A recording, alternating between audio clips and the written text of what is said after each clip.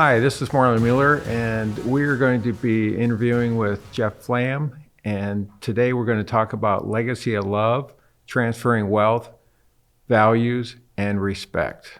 Welcome, Jeff. Thank you. So really our theme is not only about transferring wealth, it's more about wealth is more than just money. And that's one of the things we want to talk about. Because for me, I was actually caught up in a 3-generation lawsuit that took 34 years to close an estate when I was in my early 20s. So I started going to estate planning meetings. And one of the things my grandfather always talked about, first generation makes it, second one maintains it, third one loses it. And there's other cultures, short sleeve to short sleeve, rice paddy to rice paddy. So the key I've always been looking at is how do I get it to that 4th generation? So that's kind of what we're going to be discussing right now. So let's just talk about our families. For me, my family's a little smaller. I have 2 children and currently just 2 grandchildren, more coming. For you, Jeff? Well, I have 6 married children and 25 grandchildren, and they're still going. Right. So there's a bigger legacy play on your side, right?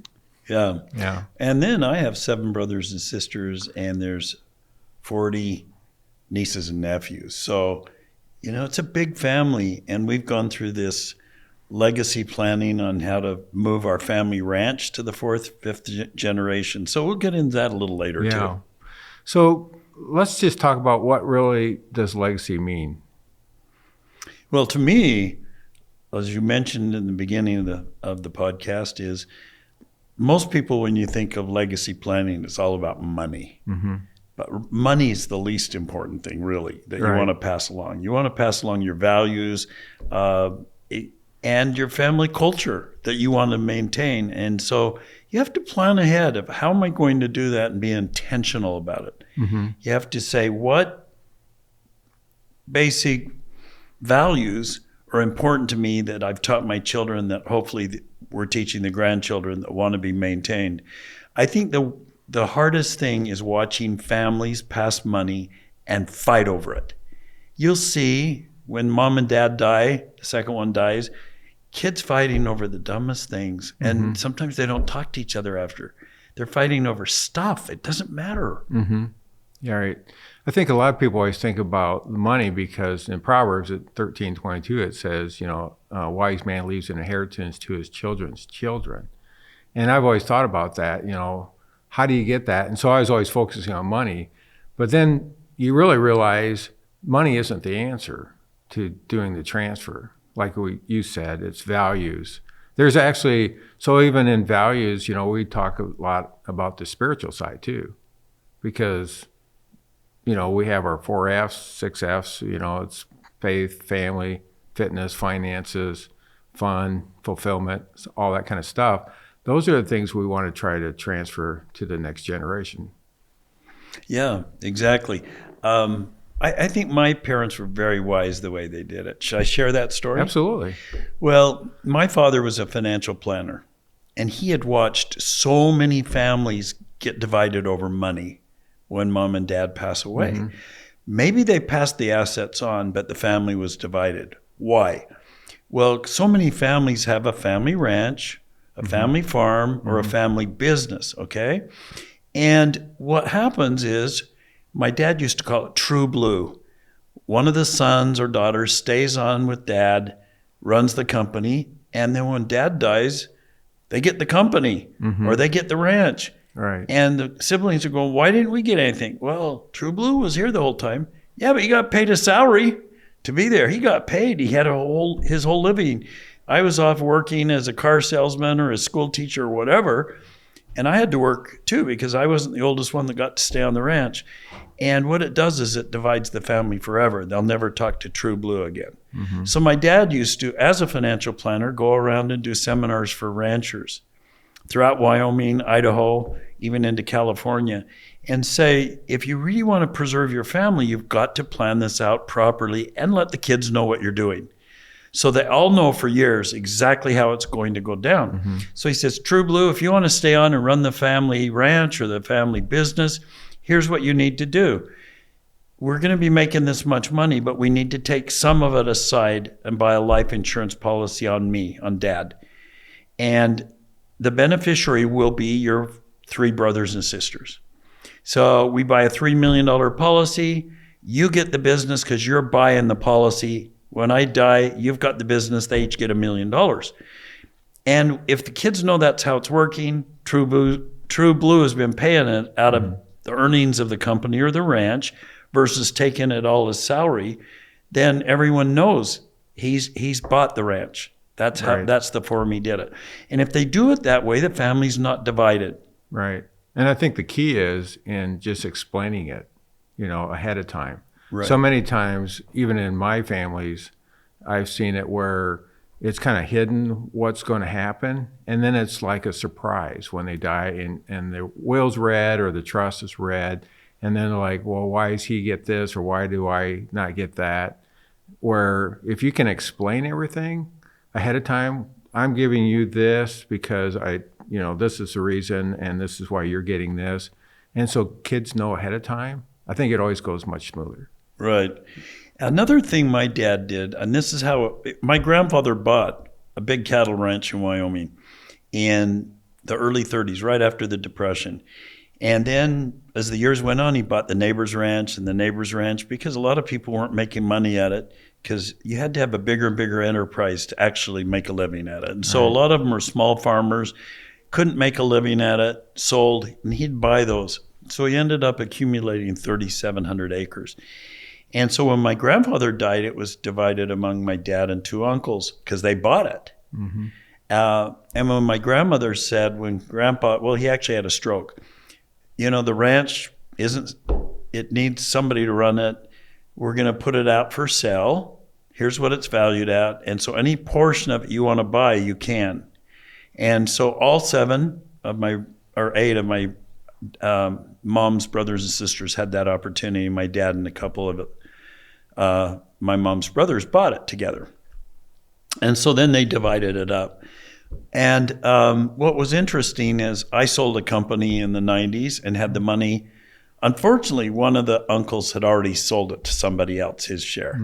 So I was able to buy one of the uncles out. And my dad said, you know what we need to do to preserve the ranch?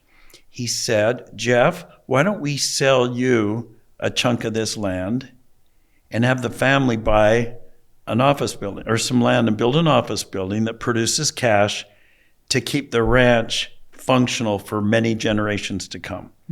Because an office building will last 100 years if it's well built. So at least for the next few generations, we have the revenue coming in as that building's paid for to subsidize the ranch because most of them don't make money nowadays. And especially if you had to go buy one, you couldn't ever make it cash flow today unless you're a big operator already. So that's what we did. My dad sold me a chunk, took that money, built an office building, and that's produced money for the ranch and for my brothers and sisters for the last 25 years. They've gotten paychecks every month. So it's really been a good way to do it. If you can figure out a way to cash flow things, they can last for generations. Right.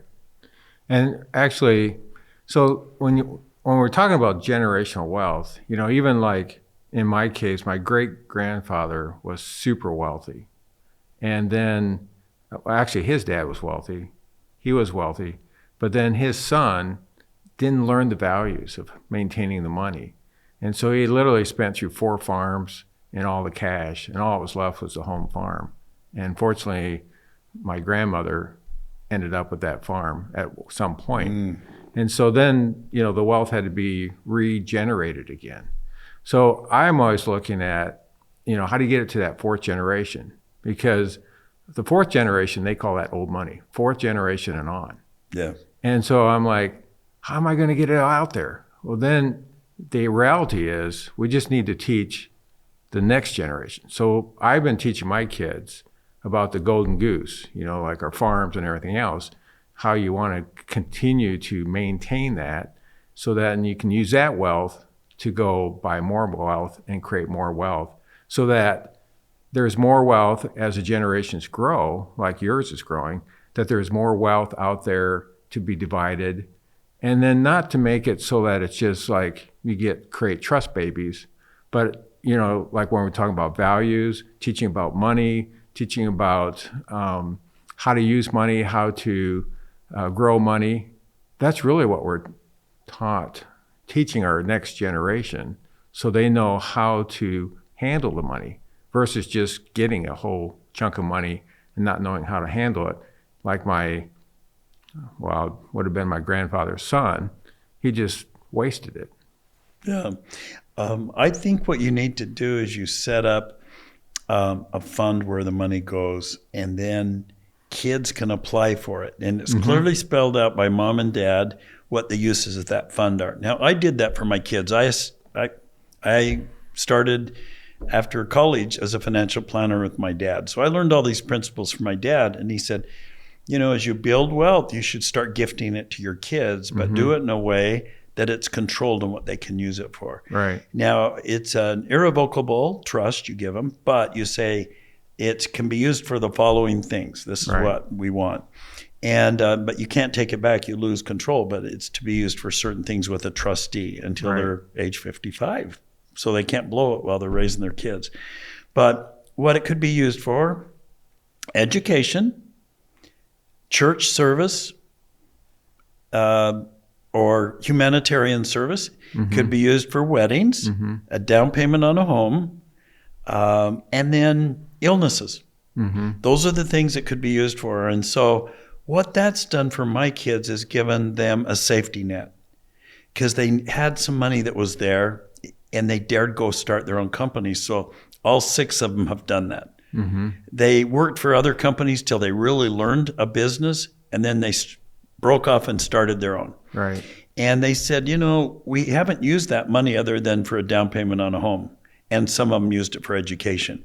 But they said, we haven't used it, but it's given us a safety net to go dare do something on our own.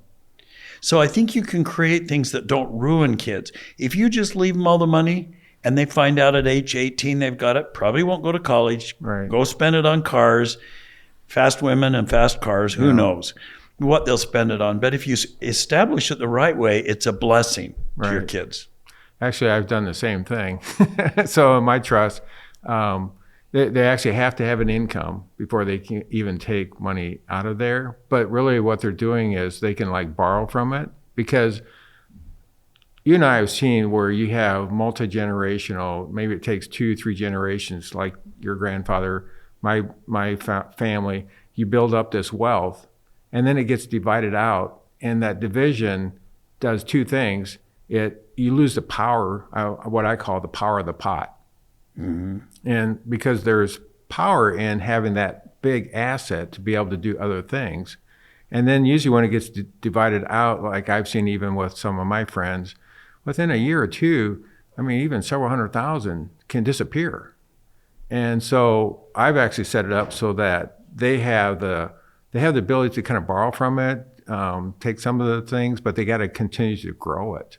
It doesn't really get divided.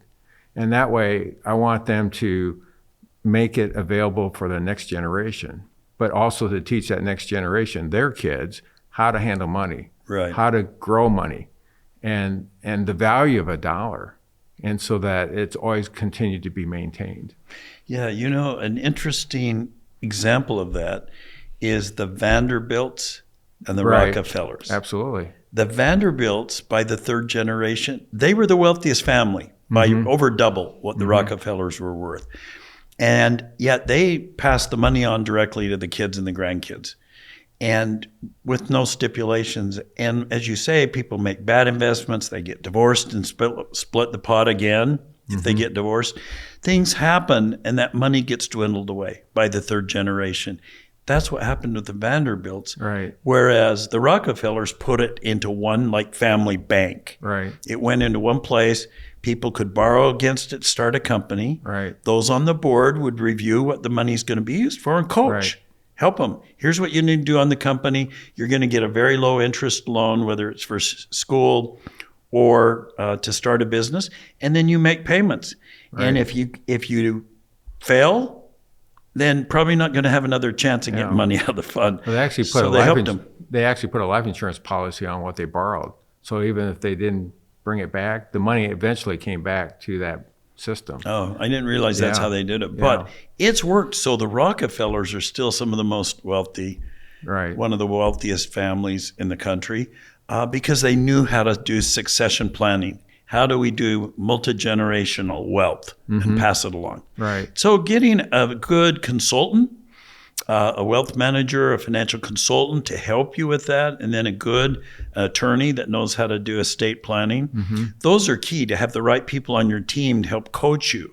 Because all of us need a little coaching unless that's our expertise. Right. And that was my challenge, finding the right attorney. I mean, it took a while. But once you learn it, you can almost interview different attorneys and go, yeah, that's a good one, that's not a good one, But so who would you say is the key people to have on your team outside of your family, besides attorney? Well, like I say, I think a good wealth manager that understands asset management, so you're diversified. If you have all your holdings in one thing and that goes wrong, you lost the golden goose. That's, laying the golden egg. So it's really important to diversify, and that's why like you say, when you keep it in one pot, it's much easier to diversify it than if it's split up. Now you've got less money. It's harder to diversify it in many projects, like some maybe housing, apartments, something that's creating income, and then some long-term investments, some growth stocks. Even putting in the S&P 500, if you look at people who put it there directly through different avenues, you can do that, where you're not paying a lot of fees to anyone, and it's grown an average of 8% a year for years. And if you leave it there, you're not taxed on it until you pull it out, right? So the rule of 72 is, if you divide the number of years you hold something into 72, it'll tell you what the interest rate was, or vice versa. If you say at a rate of 8%, how many years will it take for that money to double? Without taxation, if it's in stocks, 8% into 72 is what, 9? Right. So in Every 9 years, your double. fund's going to double. Right. So once you teach kids that, and what I did with my kids is, as they had allowance, I'd encourage them at some point in their life, put some money away, buy some stocks, do some investing. And once kids watch money grow, they're a lot less excited about going and spending it on cars and stuff. They start watching it grow, and they get pretty excited about it. So even my oldest son has done that with his kids. So my grandkids, as they've made money, he'll have them buy stocks for $250 or $1,000 and watch the stock grow. So when Tesla was down a few months ago, he had them all buy Tesla stock. And all of a sudden it's back up, because he knew electric cars are what people love. They love Tesla. It's going to go back up. Right. And so these kids doubled their money in 1 year. Well, they're excited about it. Right. Right. So just kind of reviewing, when we talk about values, so we talk about like the spiritual values, we talk about values of money, we talk about the value of just understanding because each kid has their own uniqueness, talents, everything else. So you kind of work that. One of the things we've always kind of done too, is family meetings, just discussing where the wealth is. I mean, I was really blessed that my parents were really open with me so I knew everything they had. Yeah. So when they died, it was really easy to just take over. Of course, I had it all in trust, and so didn't really have to do anything. The other thing I think is really important is, just creating those emotional memories. So like you have the ranch, we have our farms, just having those family gatherings on those properties and stuff like that, so they have that emotional attachment. One of the things I think is really good, I know I've kind of encouraged you, but we both need to write like books, our family history. Because like my great-grandfather, my grandfather, I know my grandfather, I know my dad, I know what they went through, I know their values, I know their hard work. My kids don't necessarily know that. My grandkids aren't going to know that. So I think it's really important to write books, with your history, the values. It's almost like what made our family who we are. Right. And having that in written form so that can be passed on from one generation to another. I think it's great. And nowadays there's software that can do that very easily for you. Just answer questions and it can do that. So one of the other things I wanted to share before we close is how did my parents create it so we passed on a legacy and those values? Okay, we came up with a mission statement for the ranch. Said the 7F family ranch is a place of refuge and renewal where family can gather and express love, show respect, and where gospel principles are observed. Now, we came up with that with my parents. That was important to them. They didn't want it to be a place where people went and drank or did drugs. So it's clear, gospel principles are observed. If you don't observe them, you're not invited back. Right. So the family, when they go there, they know it's a place of safety, a place of renewal for the family. And so what we've done is there's getting more and more kids and grandkids. There's only limited housing, right? So what we do is take turns signing up for when we want to go, and then there's blackout dates. The blackout dates are like the 4th of July and Labor Day and Memorial Day. That means family only. You don't bring friends. The family all comes. Everybody signs up for bedrooms, and then others bring tents and trailers and whatever, and we get together. And we have great big Dutch oven cookouts. We have a family talent night. And then we have, at the talent night, we go through the family history and talk about Granny and Grandpa buying the ranch. And about our parents, what they taught us. And we share stories so our grandkids learn them. Right. And it's kind of what the old days, they didn't have a lot of written material, so it was always brought up through songs or stories. And so you actually brought up something I wanted to just touch on too. One of the things that makes the Rockefeller so successful is that if they have anyone in their family that doesn't agree with, like you say, mission statements or value rules and stuff like that, they're kind of kicked out because it just creates chaos. I've been through that. That's when you go through a 34-year three-generation, lawsuit, all that kind of stuff. You're like, if it only could have got rid of that one person that created all this chaos. If you don't follow the rules, you're out. So there's just a lot of things that you can do to really create a smooth legacy transition. So anyway, this has been a great talk. I hope people that listen to this might get some insights and ideas of how to create generational wealth. I think summary, it's like, creating the values, creating the mission statements, creating, the emotional history of it, and then just teaching that next generation to teach the next generation. Right.